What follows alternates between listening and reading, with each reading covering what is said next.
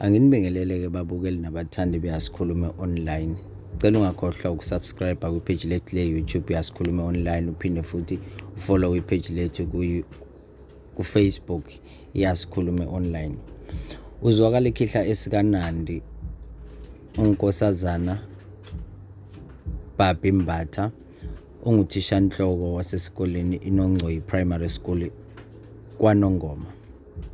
Lokhu kulandela ngesikhathi ekade ezibonela ngawakhe kushiswa umuzi wakhe kanye nezimoto zakhe emva kokuba kade ekhethwe ukuba abe nguthishanhloko kaNongcoyi Primary School.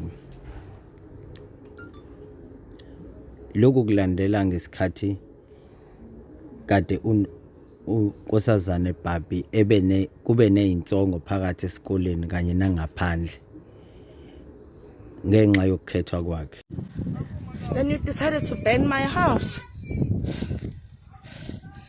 Ayikho into esayenza.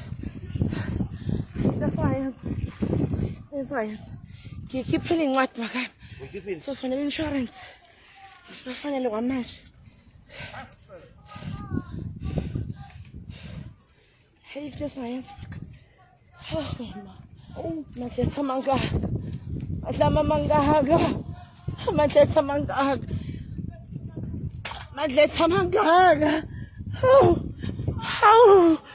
Hawu nayi ngishisa indlu yami bathi wakaNongcoyi. Ayishisa indlu yami.